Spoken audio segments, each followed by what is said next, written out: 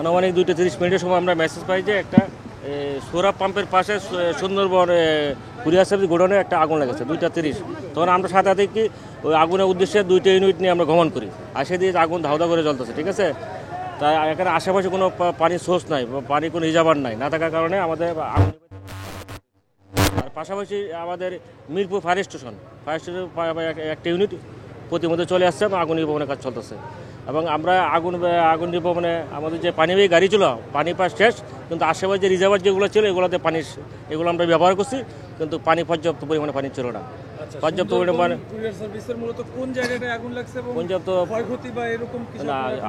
আগুন লাগার কারণ এটা তদন্ত সবাইকে ছাড়া বলতে পারবো না। আর বিশেষ করে এখানে আগুন লাগার কারণে কী মালামাল ক্ষতি হয়েছে বা ক্ষতি বা উদ্ধার, এগুলো তো আমরা ছিলাম না, বা এদের স্টক রেজিস্টার কী আছে না আছে আমরা জানি না।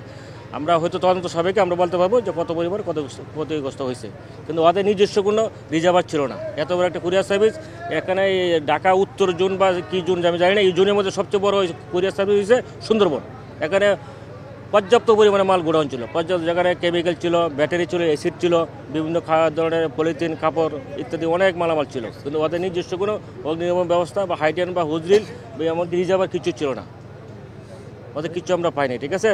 কিন্তু ওদেরকে আবার আমাদের ইন্সপেক্টর বা আমরা বারবার বলছি আপনারা ফায়ার সেফটি মানেন, ফায়ার আইন মানেন বা ফায়ার ম্যানেজমেন্ট, এগুলো এরা করে নাই, তোয়াক্কা করে নাই, তাদের নিজস্ব কোনো রিজার্ভার আমরা পাই নাই।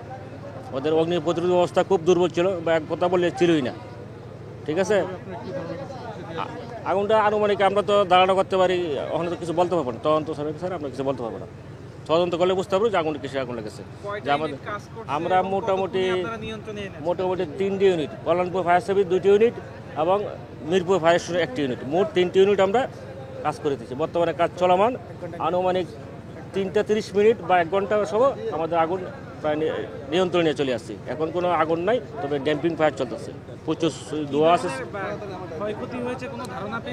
ক্ষয়ক্ষতি কী পরিমাণে হয়েছে বা না হয়েছে এগুলো ধারণা এখনো পাই নাই। এগুলো মালিক পক্ষের সাথে আমরা এখন কথা বলতে পারি নাই, হয়তো ওরা জানে কী ছিল বা কত পরিমাণে মাল ছিল, ওরাই জানে, আমরা তো বলতে পারবো না জিনিসটা।